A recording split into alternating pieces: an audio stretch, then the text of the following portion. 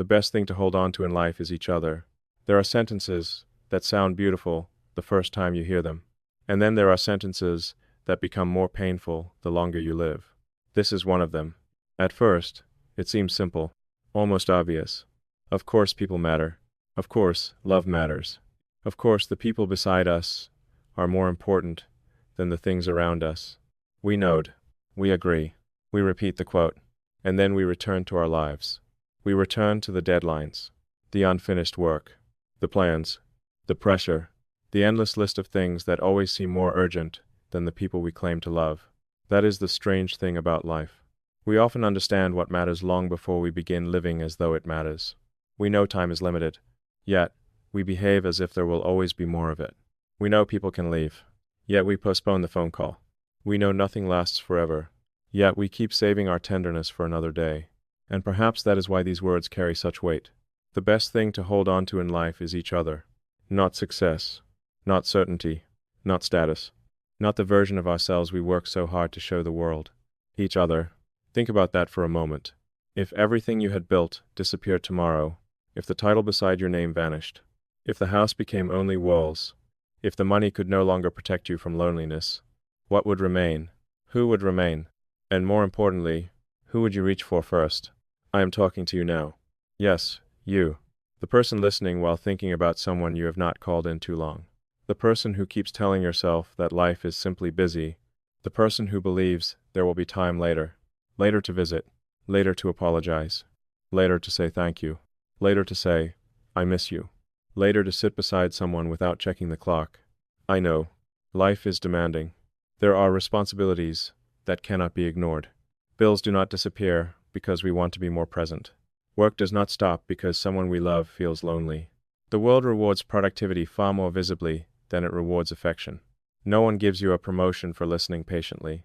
No one hands you a trophy for staying beside a frightened person at 3 a.m. No one applauds the quiet decision to put down your phone and look into the eyes of someone who needs to feel seen. But maybe that is exactly the problem. We have become so skilled at pursuing what can be measured that we forget the most important things in life cannot be measured at all. How do you measure the comfort of a familiar voice? How do you calculate the value of someone waiting for you to come home? How do you place a number on a hand that reaches for yours when the world becomes too heavy? You cannot. And because you cannot, it becomes easy to underestimate, easy to overlook, easy to postpone, until one day, the things we thought were ordinary become the things we would give anything to experience again. A dinner, a conversation, a laugh from another room, someone asking whether you arrived safely, someone remembering the smallest detail about your day, someone sitting beside you in silence, asking for nothing, offering only presence. These moments rarely announce themselves as important. That is what makes them dangerous. Life-changing moments often arrive disguised as routine. The last conversation may sound completely ordinary. The final hug may feel no different from the hundreds that came before it. The last time someone says your name may happen while you are distracted, and you will not know. How could you? Life does not warn us when a memory is being created. It does not stop the room and say, pay attention. This will matter later. One day, you will miss this. Instead, the moment passes, quietly, casually, and we continue forward, believing there will be another call, another meal, another holiday, another chance. There is almost always another chance, until there is not. Stay with me, because this is not meant to make you afraid. It is meant to make you awake. There is a difference. Fear tells you that everything will be taken. Awareness reminds you to hold what is still here. And maybe holding on to each other begins there. Not with desperation, not with possession, not with trying to prevent people from changing, but with attention, with the courage to stop treating love as though it were permanent, simply because it has been consistent. We make that mistake often. When someone has always answered, we assume they always will. When someone has always forgiven us, we stop apologizing carefully. When someone has always stayed, we stop noticing what it costs them to remain. Consistency begins to look like permanence. Presence begins to look like certainty.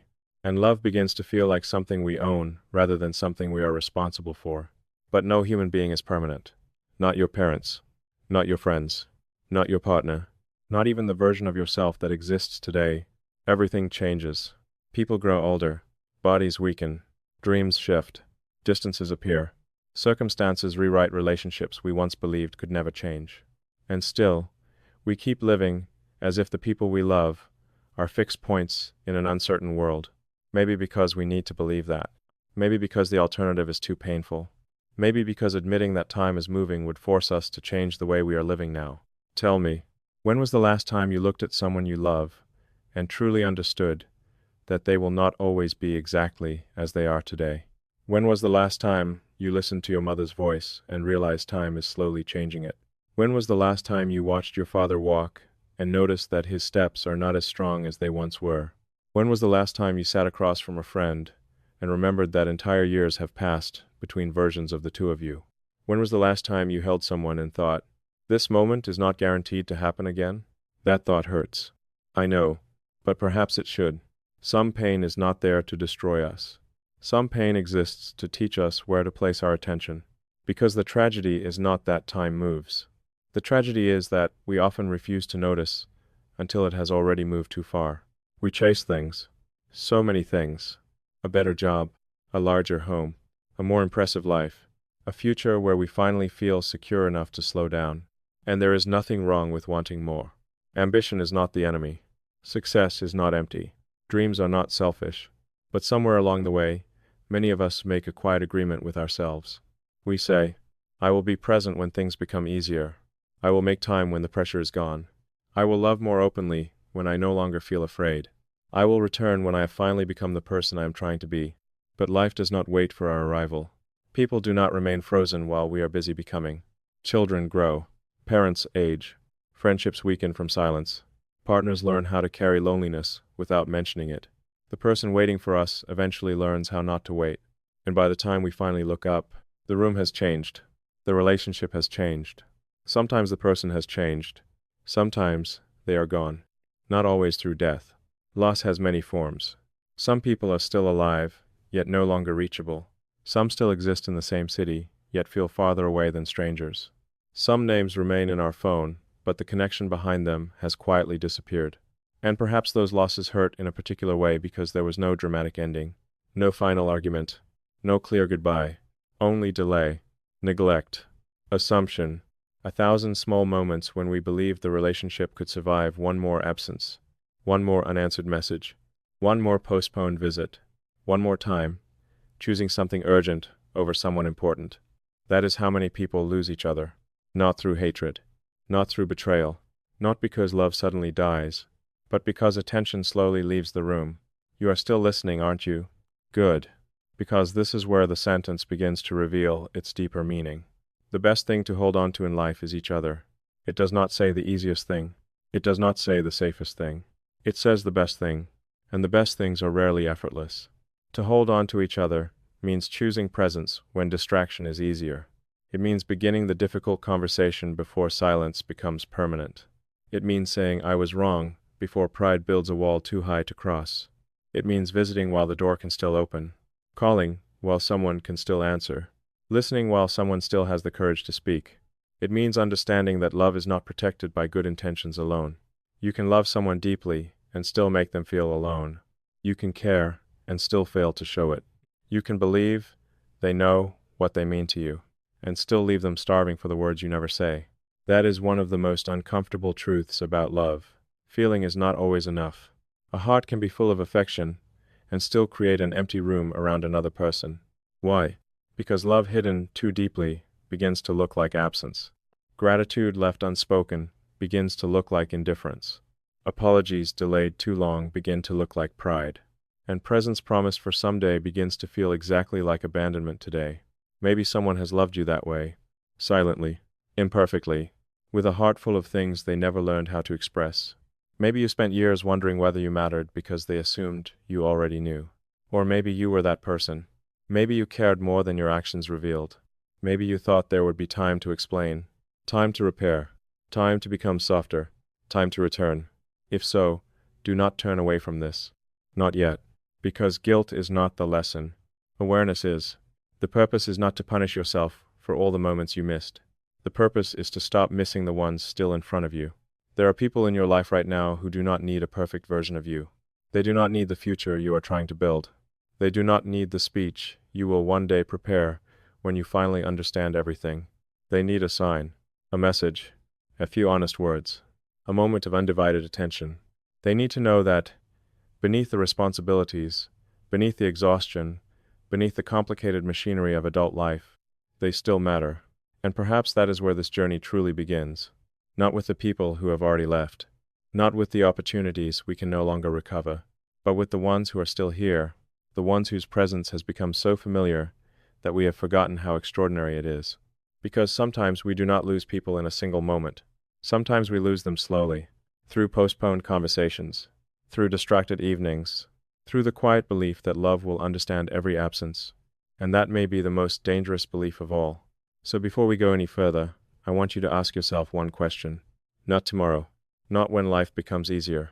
Right now, who in your life have you been loving as though you have unlimited time? Hold their face in your mind. Hold their name in your heart. Because, in the next part, we must confront something painful. Why do human beings spend so much of their lives holding on to things that cannot hold them back, while slowly letting go of the people who can? Why do human beings spend so much of their lives holding on to things that cannot hold them back, while slowly letting go of the people who can? Perhaps the answer begins with something simple. Things are easier to understand than people. A career follows rules. Money can be counted. A house can be measured. A goal can be divided into steps. If you work harder, perhaps you earn more. If you save longer, perhaps you own more. If you perform well, perhaps someone rewards you. There is logic in these pursuits. A structure, a sense of control. People are different. People are unpredictable. They carry fears they do not always explain. Needs they do not know how to express. Wounds they sometimes hide behind anger. They change. They disappoint us. They misunderstand us. They leave. And maybe that is why we often hold more tightly to things. Things cannot reject us. A promotion cannot wake up one morning and decide it no longer loves us. A bank account does not become distant because we forgot to listen. A possession never asks us to be vulnerable. It never asks us to apologize. It never looks into our eyes and forces us to confront the parts of ourselves we have been avoiding. Things are safer. At least they appear to be. And human beings are drawn to whatever gives them the illusion of safety. We tell ourselves that if we achieve enough, we will finally become secure. If we earn enough, nobody will be able to hurt us. If we build enough, we will never feel empty. If we become important enough, no one will ever leave. But life has a painful way of exposing that illusion. Because success can protect your comfort. It cannot protect your heart. Money can buy privacy. It cannot guarantee intimacy. A title can make people notice you. It cannot make them know you. A crowded room can surround you with admiration and still leave you completely alone. Have you ever felt that? Have you ever reached something you once desperately wanted, only to discover that the happiness lasted far less time than you imagined? For weeks, months, maybe years, you worked toward it. You sacrificed. You stayed late. You woke early. You told yourself that once you arrived, everything would feel different. Then the day came. You received the news, the contract, the promotion, the keys, the recognition, and for a moment, it felt wonderful. Of course it did. Achievement is not meaningless. But then the excitement began to fade. The congratulations became quieter. The newness disappeared. And eventually, you were left alone with the same heart you had before, the same fears, the same questions, the same need to be known. That is the part no one tells us. We can change our circumstances without changing our loneliness. We can improve the outside of a life while the inside remains untouched. And perhaps that is why people keep chasing, not because they are greedy, not because they are shallow, but because they believe the next thing will finally provide what the previous thing could not. Just one more achievement, one more purchase, one more level, one more reason for the world to say, "You matter." Yet, the world's approval is temporary. There is always another person doing more, owning more, earning more, becoming more visible. The moment your worth depends on comparison, peace becomes impossible, because comparison has no finish line. Someone will always have a larger house, a better title, a more impressive story. And if you spend your entire life measuring yourself against what others possess, you may never notice what you already have. A person who listens, a friend who remembers, a partner who sees your exhaustion before you admit it, a parent who still worries whether you have eaten, a child who runs toward you as though your arrival is the most important event in the world. These things rarely look impressive from the outside. They do not photograph as beautifully as success. They do not attract applause. They may not make strangers admire you. But years later, they may be the only things you wish you had protected. You are still with me, aren't you? Then consider this. Imagine the best day of your professional life. The day you achieve everything you are currently chasing. Now, imagine there is no one to call. No one who understands how difficult the journey was. No one who remembers the version of you who almost gave up. No one who knows why this moment matters. Would the victory feel the same? Now, imagine the opposite. Imagine one of the hardest days of your life. Something fails. A plane collapses. The future becomes uncertain. You lose the title, the money, the status. But someone sits beside you and says, "I am still here." Would the loss feel the same? That is the difference people make. They do not always change what happens. Sometimes they change what the happening means. Pain shared becomes survivable. Joy shared becomes memorable. Fear spoken aloud becomes lighter. Even silence becomes less frightening when another person is willing to remain inside it with us. We do not always need someone to solve our problems. Most problems cannot be solved by affection alone. But there is a profound difference between carrying pain and carrying pain while someone holds your hand. One is suffering. The other is suffering with a witness. And human beings need witnesses. We need someone who can say, "I saw what this cost you. I know how hard you tried. I remember who you were before this happened. I know you are more than this failure." Without that kind of connection, we can begin to disappear inside our own lives. We continue functioning, working, answering messages, meeting responsibilities, but something essential begins fading, not because we lack activity, because we lack belonging. Belonging is not simply being surrounded by people. It is being safe enough to be real. There are people who know your job, but do not know your fear. People who know your smile, but have never seen your exhaustion. People who know what you accomplished, but have no idea what it cost. And perhaps that is why loneliness can exist inside the busiest lives. Because attention is not the same as understanding. Recognition is not the same as love. Being useful is not the same as being cherished. Tell me something. If you stopped being useful tomorrow, who would still choose to sit beside you? If you could no longer provide, protect, impress, or entertain, who would still find value in your presence? That question can be frightening, because much of adult life teaches us to earn our place. Be productive, be interesting, be attractive, be successful, be easy to love. We begin believing that affection is another reward for performance. So we perform. Even in relationships, we hide our pain because we do not want to become a burden. We hide our needs because we fear appearing weak. We say we are fine because we are terrified that the truth might make someone leave. And slowly, the people around us begin loving a version of us that does not fully exist.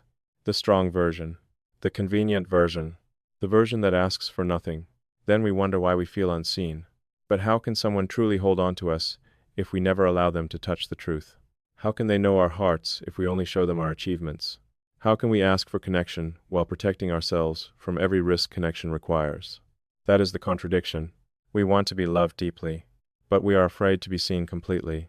We want someone to stay, but we fear giving them enough access to hurt us. We want intimacy, yet we keep offering performance, and perhaps that is another reason things become easier to hold than people. Things never require us to reveal ourselves. A goal does not ask why we cry. A possession does not notice when our confidence is only exhaustion wearing a suit. Success allows us to keep moving. People sometimes ask us to stop, to sit down, to remove the armor, to admit that beneath all the progress, we are still frightened human beings searching for home. That kind of honesty can feel unbearable, especially if honesty has hurt us before. Maybe you trusted someone and they used your vulnerability against you. Maybe you opened your heart and watched them leave. Maybe you depended on someone who disappeared precisely when you needed them most. Pain teaches quickly, sometimes too quickly. One betrayal can convince a heart that trust itself was the mistake. One abandonment can make independence feel like the only safe future. So we turn toward things. We work harder. We become busier. We build lives that require less emotional risk. People admire us for our discipline, our strength, our ability to stand alone. But deep inside, a quieter truth remains. Sometimes independence is freedom. Sometimes it is fear with excellent organization. Sometimes ambition is purpose. Sometimes it is pain moving too quickly to be felt. Sometimes a full schedule is a meaningful life. And sometimes it is a hiding place. Only you know the difference. Only you know what becomes audible when the noise stops. At night, when the messages end, when the work is finished, when no one needs anything from you, when there is nothing left to achieve for the day, what do you feel then? Peace? Or absence? There is no shame in the answer. Loneliness is not proof that you have failed. It is proof that achievement was never designed to replace connection. A human heart is not a machine that can run forever on goals. It needs tenderness. It needs recognition. It needs a place where it can stop proving itself. And maybe that is what the people we love truly offer. Not completion. Not rescue. Rest. The rest of being known. The rest of not needing to impress. The rest of entering a room and feeling that your value does not change with your success. Think about the people who have made you feel that way. The ones around whom you could become quiet. The ones who did not require the polished version of you. The ones who knew your failures and did not turn them into weapons. The ones who allowed you to be uncertain, tired, unfinished, human. Perhaps you did not realize how rare they were while they were there. We rarely do. Safety often feels ordinary until it disappears. Then we meet people who make us explain every emotion, defend every weakness, earn every moment of affection. And suddenly we remember the person who once let us breathe. That memory can hurt. Not because the past was perfect, but because we finally understand what it gave us. A place where we did not have to perform. A place where being present was enough. Maybe that is why certain people remain in our hearts for decades. Not because they were the most beautiful, not because they gave us the most, but because they witnessed us. They saw who we were when the world was not watching. They knew the dream before it succeeded, the wound before it healed, the fear before it became strength. They held versions of us that no longer exist. And when those people leave, something unique disappears with them. Not only a relationship, a witness, a keeper of our history. Someone who could say, I knew you then. I remember. You were not always this guarded. You were not always this guarded. You were not always this tired. You once laughed more easily. That is why losing certain people can feel like losing a part of ourselves. They carried memories we could not recreate alone. They remembered our voice before life changed it, our face before worry settled into it, our hopes before disappointment taught us caution. No object can do that. No award can look at you and remember. No house can tell you who you were inside it. No photograph can answer when you ask whether the moment was real. Only people can share a past with us. Only people can help us carry time. And still, we often sacrifice those people for things that will never know our names. We miss birthdays for meetings, delay visits for deadlines, interrupt conversations for notifications from people who would not notice if we disappeared. We give our most patient voice to strangers, then bring our exhaustion home to the ones who love us. Why? Perhaps because we trust them. We believe they will understand. We believe their love can absorb whatever remains after the world takes our best. And for a while, perhaps it can. Love is resilient. People forgive. Families endure. Friends make allowances. Partners wait. But resilience is not infinity. Understanding does not eliminate hurt. Someone can know why you are absent and still feel abandoned by your absence. Someone can understand that you are working for the future and still feel lonely in the present. Someone can believe in your love and still begin doubting whether they matter. Intentions do not always protect people from impact. That is another uncomfortable truth. We may be building a life for someone while failing to live that life with them. We may say, I am doing this for us. But what if us slowly disappears while the building continues? What if the house becomes larger while the conversations become smaller? What if the future becomes more secure while the relationship becomes more fragile? What if we finally create everything we promised, only to discover the person we promised it to no longer feels at home beside us? Stay with me, because this is not an argument against ambition. It is a warning against imbalance. The goal is not to abandon every dream and spend every second holding someone's hand. Love does not require the destruction of purpose. Healthy connection does not demand that we stop becoming. But there is a difference between building a life and postponing life until the building is complete. The building is never complete. There is always another repair, another goal, another level of security, another reason to wait before becoming present. If love must wait until nothing is urgent, love may wait forever. So perhaps the real question is not whether you should pursue success. The question is, what are you sacrificing to reach it? And does the person beside you know they are more important than the thing you are pursuing? Not because you assume they know, because you show them. Today, in the way you listen, in the way you return, in the way you make room, in the way you remember that a human being cannot live forever on promises about someday. Someday is a dangerous word. Someday we will travel. Someday we will slow down. Someday I will visit. Someday I will tell them. Someday I will become more affectionate. Someday I will ask the question I have been avoiding. But someday has no date, no guarantee, no obligation to arrive. People have lost entire relationships waiting for someday. They have lost parents, friends, partners, versions of themselves, not because they did not care, because they believed caring could wait. And perhaps that is the deepest danger of holding on to things. Things encourage delay. They tell us, once you have enough, then you can live. But enough keeps moving. The person beside you does not have unlimited time to follow it. Neither do you. So, take a moment. Look honestly at what occupies your hands. What are you gripping so tightly that you no longer have space to reach for someone? What are you protecting? Your image? Your pride? Your schedule? Your independence? Your fear of needing another person? Maybe the things we cling to are not always physical. Sometimes we hold on to resentment, old arguments, the need to be right, a version of the past that can no longer be repaired. Sometimes, two people love each other deeply, yet remain separated by something neither is willing to release. And that brings us to the next part of this journey. Because losing each other is not always caused by ambition. Sometimes, the distance begins much closer to the heart. Sometimes it begins with pride, with silence, with an apology that never arrives, with two people waiting for the other to reach first. And if we want to understand how to hold on to each other, we must first understand why love so often loses its grip. And if we want to understand how to hold on to each other, we must first understand why love so often loses its grip. Perhaps it begins with the belief that love should be enough, that if two people care deeply, everything else will somehow take care of itself. That connection will survive silence. That affection will survive neglect. That history will protect the future. And for a while, it may seem true. Strong relationships can endure difficult seasons. People forgive. They make allowances. They wait. They remember who you were before stress changed the way you spoke. They remember the tenderness beneath the exhaustion. They remember the promises even when your actions become inconsistent. But love is not a building that remains standing simply because it was once built well. It needs attention, repair, presence. It needs people who keep choosing each other after the excitement becomes ordinary. And that may be one of the hardest truths to accept. Because beginning is easy. Beginning is filled with possibility. We listen carefully. We ask questions. We notice the smallest changes in someone's voice. We remember details. We make time. We look forward to every message. Not because we are pretending, because the person feels new. And newness creates attention.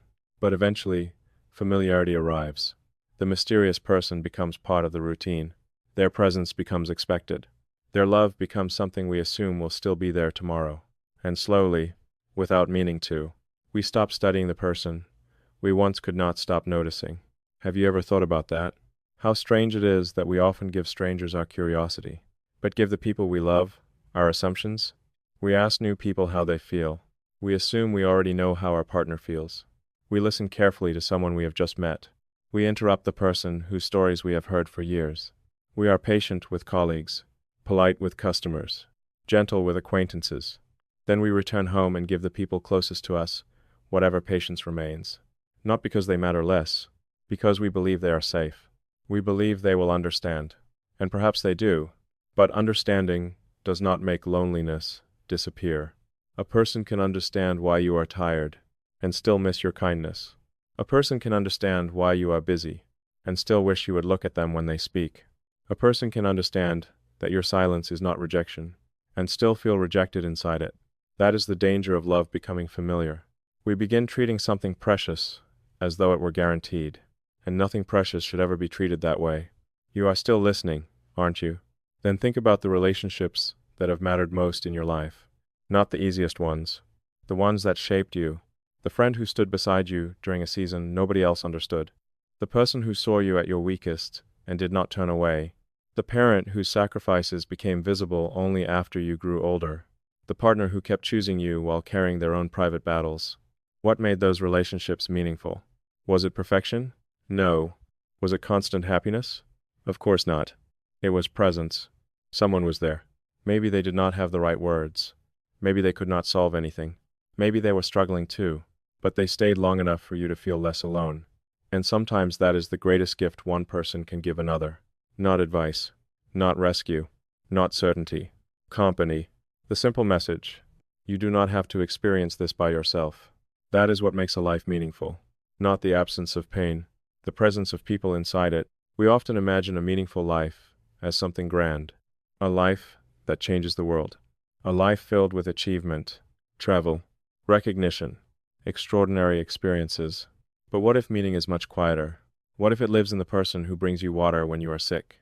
The friend who notices your silence. The parent who stays awake until they hear your key in the door. The partner who reaches for your hand during a difficult conversation. The child who remembers the way you made ordinary evenings feel safe. These moments will never become headlines. No one outside the relationship may ever know they happened. But perhaps a human life is not measured by how many people know our name. Perhaps it is measured by how many people felt less alone because we existed. Think about that. At the end of your life, what do you imagine you will remember? The meetings? The deadlines? The hours you spent proving yourself to people who barely knew you? Or will memory return to smaller things? A kitchen filled with laughter. A long drive with someone who understood your silence. A hand resting on your shoulder. A voice saying your name with affection. A familiar face waiting at the end of a difficult day. We do not know exactly what memory we'll choose. But the heart has always been drawn to people, not objects, not numbers. People, because objects cannot love us back. Achievements cannot remember us. Success cannot sit beside us when we are afraid. Only another human being can look at our pain and say, I see you. And being seen changes something. It does not remove the burden, but it reminds us that we are more than the burden. It reminds us that beneath every role, every responsibility, every failure, there is still a person worthy of care. Maybe that is what we are all searching for. Not someone who is impressed by us. Someone who recognizes us. Someone who can see the difference between our anger and our fear. The difference between our silence and our peace. The difference between our strength and our exhaustion. Someone who knows that sometimes I am fine means, please do not leave yet. But relationships like that do not happen by accident. They are built, slowly, through hundreds of moments that seem unimportant at the time. A question asked with genuine curiosity. An apology without excuses. A promise remembered. A difficult truth received without punishment. A choice to return after an argument. A decision to remain gentle when being defensive would feel easier. That is how trust grows. Not through one dramatic gesture. Through repetition. Again, and again, and again. A person begins to believe. You will listen. You will not use my weakness against me. You will tell me the truth. You will come back. And little by little, another human being begins to feel like home. Not because they never disappoint us, but because disappointment does not automatically become abandonment. That difference matters. Real connection is not created by two people who never hurt each other. It is created by two people who refuse to let hurt become the final language of the relationship. They speak again. They explain. They listen. They repair. They choose humility over victory. And perhaps that is where the meaning of life becomes visible, not in avoiding every wound, but in discovering who is willing to help us heal. Who stays when our personality is not easy? Who tells us the truth without trying to destroy us? Who reminds us of our value when we have forgotten it ourselves? These people become part of the structure of our lives. We may not notice their importance every day, just as we do not think about the foundation beneath a house while standing safely inside it. But remove the foundation, and everything changes. That is why some losses shake us so deeply. We are not only losing a person, we are losing the version of the world that existed around them. A mother dies, and suddenly the childhood home feels different. A friend leaves, and an entire period of life becomes unreachable. A relationship ends, and places that once felt ordinary begin carrying ghosts. The world remains. The streets remain. The rooms remain. But the meaning has changed. Because people give places their emotional weight. A house is only a structure, until someone waits for you inside it. A table is only wood, until laughter gathers around it. A road is only distance, until you remember who walked beside you. That is why the things we truly value are rarely things at all. They are containers. Containers for human presence. The photograph matters because of the face. The song matters because of the memory. The restaurant matters because of the conversation. The city matters because someone once existed there with us. Take the person away, and the object changes. Sometimes forever. You know this already. There is probably a place you avoid because it remembers someone. A song you skip because it opens a door you are not ready to enter. A photograph you cannot delete, even though looking at it hurts. Why? Because the heart does not attach itself to objects. It attaches itself to what those objects witnessed. Love, belonging, loss. A version of you that existed only in the presence of another person. And perhaps that is what makes people irreplaceable. Not because no one else can be kind. Not because no one else can love us. But because no one else can occupy the exact place they occupied in our story. Another person may enter. Another relationship may become beautiful. Another chapter may begin. But it will not be the same chapter. It cannot be. Every connection creates its own language, its own memories, its own version of who we become inside it. That is why losing someone cannot always be solved by meeting someone new. People are not objects. They are not interchangeable. You cannot replace a history. You cannot reproduce a shared past. You cannot ask another person to recreate the exact feeling of being known by someone who was there when you were becoming yourself. And maybe this is why we should be more careful with the people still beside us. Not afraid. Careful. There is a difference.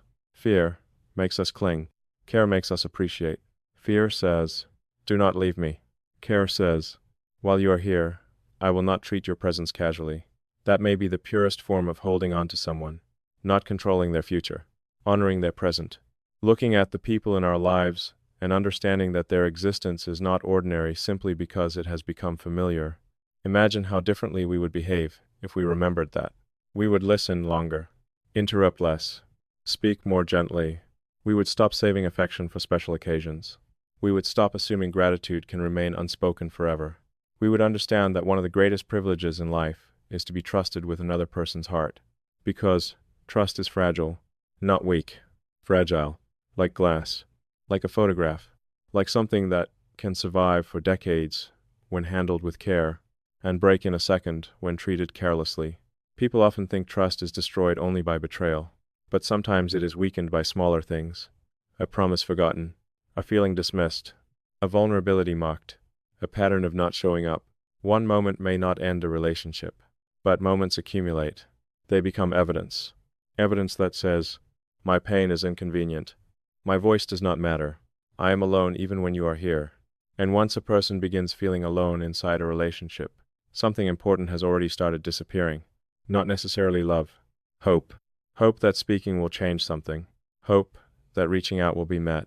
Hope that the distance can still be crossed. When hope disappears, people often become quiet, and silence can be misunderstood. We think they have calmed down. We think the argument is over. We think everything is fine. But sometimes silence is not peace. Sometimes it is exhaustion. Sometimes a person stops explaining because they have explained too many times. Sometimes they stop asking because every request made them feel needy. Sometimes they stop fighting because they no longer believe the relationship can hear them. That is how two people can remain in the same room and still lose each other. Not through a dramatic goodbye, through emotional disappearance. One person remains physically present while slowly withdrawing their heart, and the other may not notice until the warmth is gone. Stay with me, because this is where the idea of a meaningful life becomes inseparable from responsibility. If people are what make life meaningful, then how we treat people becomes one of the most important choices we ever make. Not how deeply we claim to love, how carefully we love, not what we feel in private, what another person experiences in our presence. Do they feel safe? Do they feel heard? Do they feel remembered? Do they feel that their pain matters? Do they know they are more important than our pride? These questions are difficult because they move love away from intention into behavior. It is easy to say, "I love them." It is harder to ask, "Can they feel it?" And yet that may be the question that matters most. Because no one lives inside our intentions. They live inside our actions. Inside the call we make, the apology we offer, the time we protect, the kindness we choose when we are tired, the effort we repeat after the grand gestures are over. Perhaps a meaningful life is built exactly there, in the ordinary discipline of making people feel valued. Not everyone. We cannot hold on to every person. Some relationships end. Some connections become harmful. Some people must be released for us to survive. Holding on to each other does not mean accepting cruelty. It does not mean abandoning boundaries. It does not mean sacrificing our entire identity to prevent someone from leaving. That is not love. That is fear. Real connection does not require us to disappear.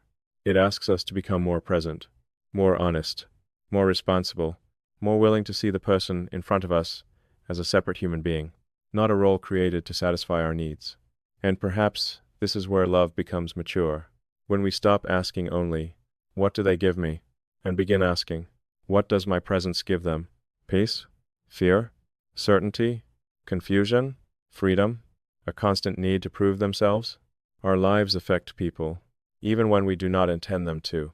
The tone we use, the attention we withhold, the tenderness we offer, the silence we choose, all of it leaves marks.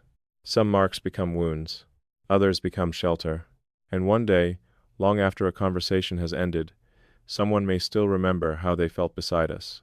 Not every word, not every detail, the feeling, safe, small, loved, invisible, accepted, afraid. That feeling may become part of how they understand themselves. That is the power we hold inside relationships. The power to help another person believe they are worthy of love, or the power to make them question it.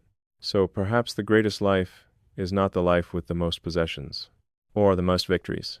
Perhaps it is the life that became a safe place for other people, a life that made someone feel seen, a life that helped another heart remain soft, a life remembered not because it was extraordinary to the world, but because it was irreplaceable to a few people. And maybe that is enough, more than enough. But there is still a painful question waiting for us. If people matter this much, if connection gives life its meaning, if we know that time is limited and love is fragile, then why do we still allow pride, distance, and silence to separate us? Why do we wait? Why do we assume there will always be another opportunity to repair what is breaking? That is where we must go next. Because most people do not lose each other in one dramatic moment. They lose each other through 1,000 ordinary delays. And somewhere inside those delays, a final chance passes without either person realizing it. A final chance passes without either person realizing it. We imagine endings as moments. A slammed door, a final argument, a goodbye spoken through tears. Something dramatic enough to recognize while it is happening. But most endings are quieter. They begin at dinner tables, inside parked cars, during phone calls that end too quickly, in the space between two people who still love each other, but no longer know how to reach. The routines continue. The messages still arrive. The same names remain saved in the same phones. From the outside, the relationship still exists. But inside it, something has begun withdrawing. A little warmth, a little trust, a little willingness to speak honestly, one small piece at a time. And because the loss is gradual, neither person panics. There is no single moment large enough to demand action. Only tiny disappointments, tiny silences, tiny choices to wait. Wait until tomorrow. Wait until the mood improves. Wait until the other person reaches first.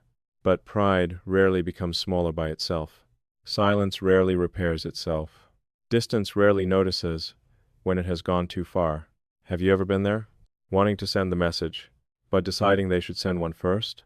Wanting to apologize, but waiting for them to admit what they did? Wanting to say, "I miss you," but fearing those words would give them too much power? So you stayed quiet, and perhaps they stayed quiet too. Two people, two wounded hearts, two phones within reach, and an entire relationship disappearing between them. That is how pride works. It convinces us that silence is strength, that reaching first is losing, that vulnerability gives another person an advantage. But love was never supposed to be a contest. There should not be a winner standing beside a broken relationship. And yet, how often do we choose being right over being close? We tell ourselves, if they cared, they would call. If I mattered, they would make the effort. Maybe they are telling themselves the same story, and that is the tragedy. Both people may still care. Both may still look at the other person's name and feel something tighten inside their chest. But neither moves. Because moving requires risk. What if they do not respond? What if the apology is rejected? What if the truth arrives too late? So we choose certainty, even painful certainty. We choose the familiar ache of silence over the uncertain possibility of repair. Silence protects us from rejection, but it also protects us from reconciliation. It keeps the wound untouched, unhealed, safe from further pain, and safe from love. Stay with me, because this is where many relationships quietly die. Not from the original hurt, from what fails to happen afterward. Most people can survive mistakes, a careless sentence, a forgotten promise, a difficult season.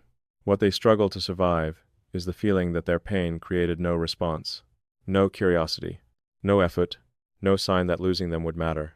A person says, "You hurt me," and beneath those words is often another sentence.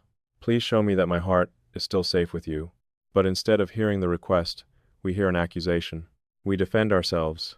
"That is not what I meant. You are taking it the wrong way. You are making this bigger than it is." Perhaps our intentions were innocent, but intentions do not erase impact. A person can understand that you did not mean to wound them, and still bleed. They can believe you love them, and still feel alone. And when we defend our character, instead of caring for their pain, we send a message we may never intend. My innocence matters more than your hurt. That message changes relationships. The next time they are hurt, they hesitate before speaking. Eventually, they become quiet. We often mistake that quiet for peace. But sometimes, people become quiet because they have stopped expecting to be heard. Sometimes calm is not healing. It is surrender. The heart does not always leave with a dramatic announcement. Sometimes it leaves by reducing its expectations. It asks for less, shares less, hopes less, until one day, it no longer reaches at all. And by the time the other person notices, the relationship may already be living on memory. This is why repair cannot always wait.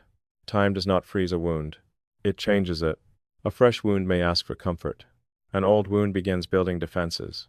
And once someone learns to expect nothing from you, your absence no longer surprises them. The apology can be sincere, and still be late. The change can be real, and still come after hope has disappeared. Most regret begins there, not in the absence of love.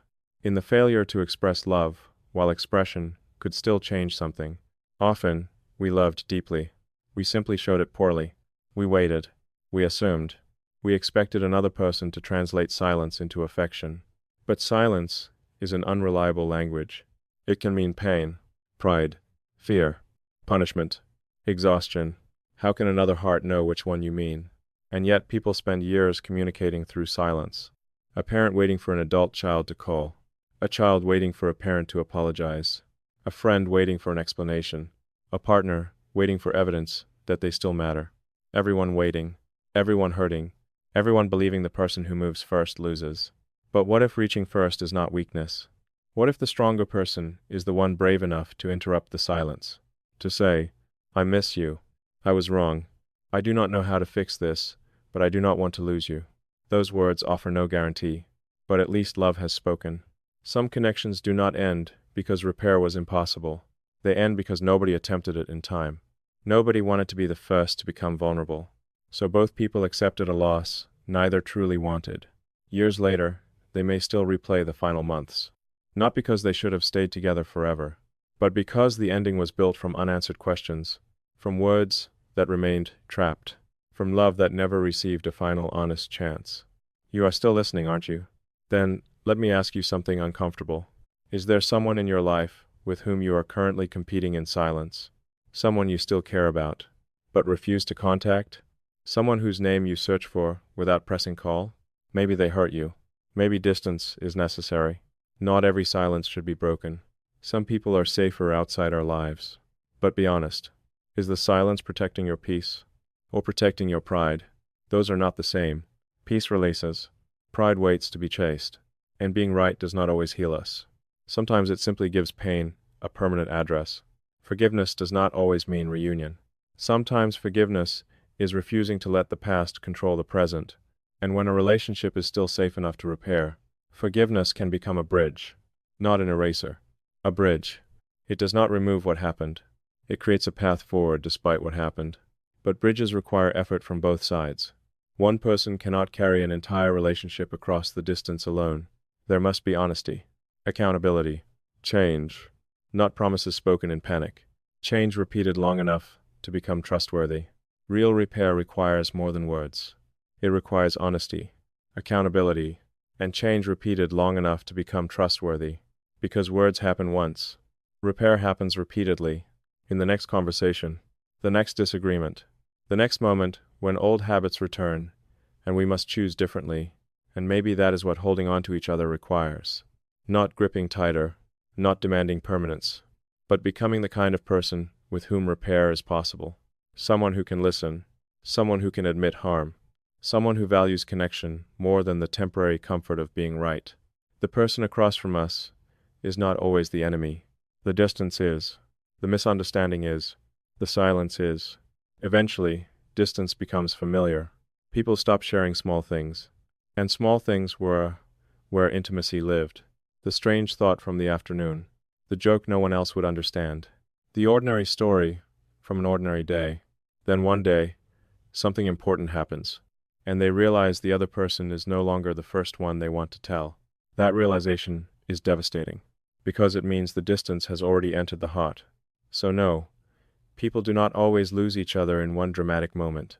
They lose each other through accumulation.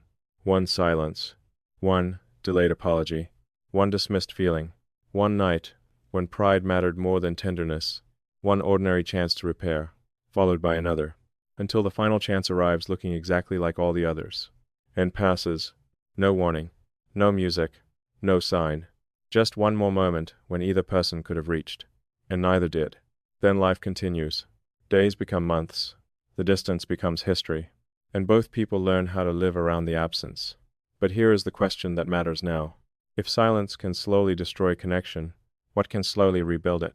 If people are not lost all at once, perhaps they are not always saved all at once either.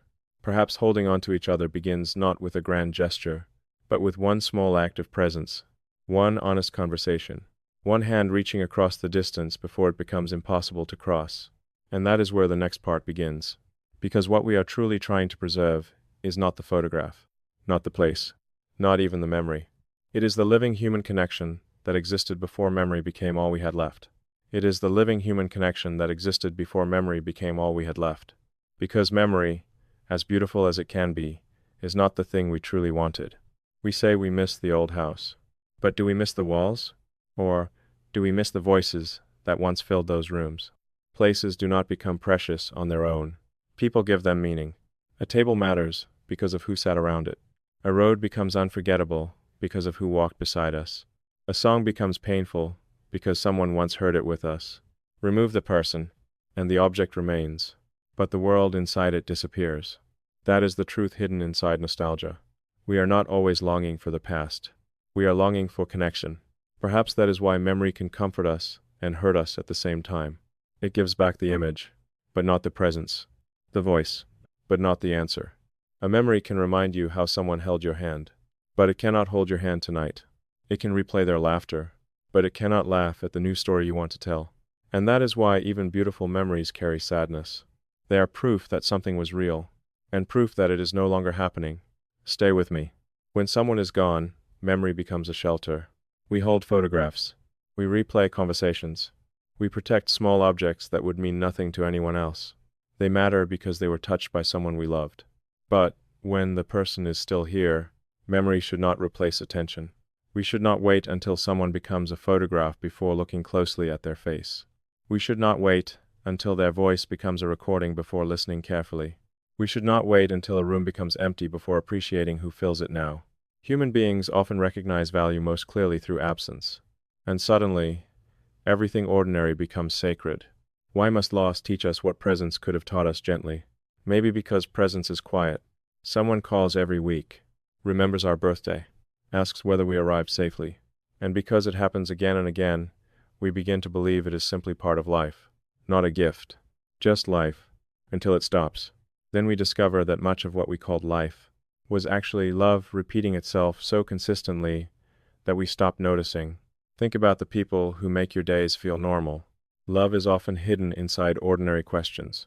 Call me when you get home. Have you eaten? Let me know what the doctor says. These words sound simple, but beneath them is someone saying, "You continue to exist inside my thoughts, even when you are not in front of me." That is not ordinary. The meal is not what we miss. It is who prepared it. The conversation may not have been important, but the voice was. The moment mattered because someone shared it. So, perhaps we should stop saying that the best parts of life are memories. Memories are what remain after the best parts have passed. The best part was the person, alive, present, reachable. The best part was having one more opportunity to speak, to listen, to forgive, to laugh at something unimportant. And if that person is still in your life, then you are not standing inside a memory yet. You are standing inside the moment that will become one. Do you understand what that means? This ordinary day may one day be the day you miss. This familiar voice may one day be the sound you search for in old recordings. This simple dinner may become a scene you revisit for the rest of your life.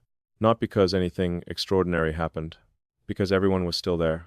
We often think happiness must arrive as excitement, but sometimes happiness is simply the absence of loss. And because it cannot be stored, we try to preserve it through photographs. But sometimes, while trying to save the moment, we leave it. We look through a screen instead of into a face. We record the laughter but barely hear it. A photograph can preserve the appearance of connection. Only attention creates connection itself. So take the picture, keep the message, but then put the phone down. Look at them. Listen. Some memories are strongest, not because we captured them perfectly, but because we were fully there. Instead of asking, "How can I make this last forever?" ask, "How can I honor it while it is here?" Forever is not available to us. Presence is. We cannot prevent every goodbye, but we can refuse to sleepwalk through the time we are given. We can notice. We can speak. We can make sure the people beside us do not have to wait until they are gone to discover what they meant to us. Tell them now. Say, "I appreciate you. My life is different because you are in it. I know I do not always show it, but your presence matters." Awkward love spoken is better than perfect love postponed, because one day, memory will take over. Every living moment eventually enters the past. The question is not whether this will become a memory. The question is what kind. A memory of attention, or distraction, gratitude, or assumption, words spoken, or words withheld. We cannot control how long people remain, but we can influence what remains between us when time changes everything. And perhaps that is what we are really trying to hold on to. Not the objects, not the places, not even the memories themselves. The meaning, the knowledge that while we had each other, we did not completely fail to see each other. But this leads to a deeper question. What does it actually mean to hold on to another person? Does it mean keeping them close at any cost? Preventing every goodbye? No, because love that grips too tightly can become another form of loss. To understand the quote fully, we must separate holding from controlling, and learn how to keep someone close without turning love into a cage. And learn how to keep someone close without turning love into a cage. Because holding on to someone does not mean holding them still. It does not mean asking them never to change, never to grow beyond the version of themselves we first loved, never to need space, never to choose a path we did not expect. That is not connection. That is fear trying to disguise itself as devotion. Fear says, "If I loosen my grip, you will leave." Love says, "I want you to stay, but I will not destroy your freedom to make staying possible." A hand can hold gently, or it can close into a fist, but only one allows the other person to breathe. Not to possess each other, to support each other, not to make another person responsible for every empty place inside us, but to become a place where they can rest without losing themselves. Healthy love does not say, "You belong to me." It says, "You belong to yourself, and I am grateful that you choose to share part of your life with me." No person is ours by right. People are lives moving beside our own, and every day they remain is another gift. Stay with me. Because appreciation changes the way we hold people. When we believe someone is guaranteed, we become careless. We assume. We stop noticing effort. But when we understand that love is freely given, not permanently owed, we become attentive. We say thank you. We protect the connection without trying to control the person. Holding on to each other is not about preventing distance at all costs. Sometimes people need space to heal. The quote does not ask us to remain inside every relationship forever. It asks us to protect what is healthy while it is still alive. And what are we protecting? Not access, not control. We are protecting trust, the freedom to speak honestly, The belief that a mistake can be admitted without becoming a weapon forever. The quiet certainty that both lives are allowed to expand. That is how people remain close without becoming trapped. They are not tied together. They keep turning toward each other, again and again, by choice. Perhaps that is the meaning of holding on. Not one permanent grip. 1,000 returns. Returning after misunderstanding. Returning to tenderness when silence would be easier. Love is not maintained by one promise made years ago. It is maintained by the small promises we keep today. I will listen before I defend myself. I will tell you when I am hurting instead of punishing you with distance. I will remember that you are a person, not a role in my life. These choices make connection durable. Holding on can also mean forgiveness. Not pretending nothing happened. Not allowing the same wound to repeat forever. Real forgiveness faces truth without allowing pain to become the only future available. It says, what happened matters, and what we choose next matters too. Forgiveness can reopen a door, but trust must still walk through slowly. Through consistency and changed behavior, an apology asks for a chance. It does not demand immediate healing, and sometimes forgiveness will not restore the relationship. You can love someone and leave. You can forgive someone and keep the boundary. Holding on to humanity does not require holding on to harm. Sometimes the most loving choice is release. But when the relationship is safe, when two people are willing, when the problem is pride, exhaustion, fear, or neglect, then holding on becomes courage. It means saying what has been avoided and making room for another person's reality. And perhaps most of all, it means being present. Presence is not merely sitting in the same room. It is allowing someone to feel that, for this moment, they are not competing with your screen, your schedule, or your impatience. Presence says, you have my attention. Your words are part of my life. How many people are starving for the feeling that their sadness is not inconvenient? That is how we hold each other. We hold someone when we ask, how are you really? And remain long enough to hear the real answer. Sometimes no hands are involved, and yet a person leaves the conversation feeling carried. Isn't that what all of us need? Not to be rescued from every difficulty, but to know that difficulty does not make us unlovable. To know that we can be tired, uncertain, grieving, and unfinished, and still be worthy of someone's patience. Love reveals itself when staying emotionally present requires effort. That effort says, you matter beyond the pleasant version of yourself. And gratitude keeps that effort from becoming invisible. Tell people what their presence does for you. Do not wait for a birthday. Do not wait for a goodbye. Sigh. You make difficult days lighter. I feel safer because you are here. Thank you for being patient with me. People should not have to guess whether they matter. Let love become clear. Let gratitude become audible. Let tenderness become visible. Not once. Repeatedly. The deepest relationships are built from care made dependable. A message. A return. An honest apology. A hand reaching across the distance after an argument. Small acts saying, I am still here. I still see you. I still choose us. And maybe that is all hold on to each other truly means. Not guaranteeing forever. No one can do that. Not refusing every ending. Some endings are necessary. It means refusing to treat living connection carelessly. It means giving people freedom without indifference. Honesty without cruelty. Love without ownership. Holding gently enough that they can grow. And faithfully enough that they know where to return. But now one final question remains. If we understand what matters, if we know time is limited, if we know love must be spoken, practiced, and protected, what should we do with that knowledge today? Not someday. Today. Because somewhere, a person is still reachable. A conversation is still possible. A hand is still close enough to hold. And the final part begins with deciding whether we will reach for it. And the final part begins with deciding whether we will reach for it. Maybe someone came to your mind while you were listening. A parent, a friend, a partner, a person you once knew so well that silence between you felt comfortable, until silence became the only thing left. Maybe they are still part of your life. Maybe the distance has already begun. Maybe nothing is wrong at all. Maybe you simply have not told them recently that their presence matters. Whatever the answer is, do not rush away from it. Stay here for one more moment. Hold their name in your mind. Not the role they play, not what they provide. The person, the human being behind everything familiar. Think about the life they carry when you are not watching. Their fears, their private disappointments, the battles they do not always explain. Think about how often they have continued showing up while carrying things you may never fully understand. We forget that the people who comfort us also need comfort. The people who seem strong also become tired. The people who always answer may sometimes wonder who would answer for them.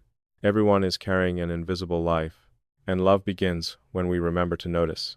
Perhaps there is someone who needs to hear from you today, not because something terrible has happened, because nothing has happened yet. The door is still open. The number still works. The conversation is still possible. We often wait for a reason to reach out. A birthday, a crisis, an apology. But love does not always need an occasion. Sometimes the reason is simply, you crossed my mind, and I did not want the moment to pass without telling you. Imagine receiving those words from someone you miss. How quickly an ordinary day could soften. How little effort it might take to remind another person that they have not disappeared from your heart.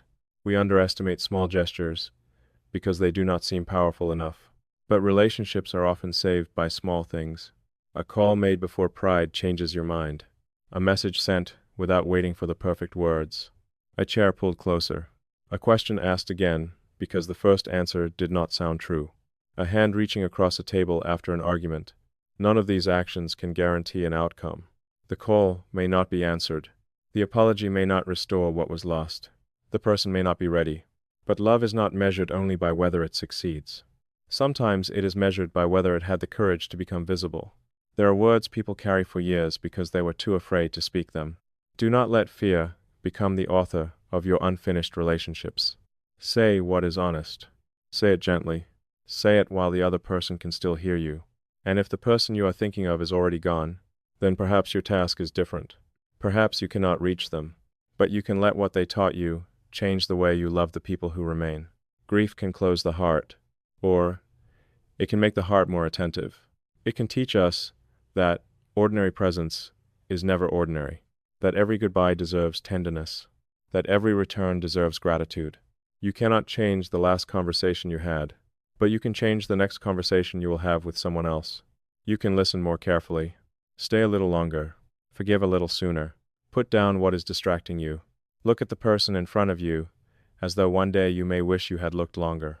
Not with fear, with appreciation, because the lesson is not that everyone will leave, so we should become anxious. The lesson is that everyone is temporary, so love should become intentional. We cannot keep time from moving.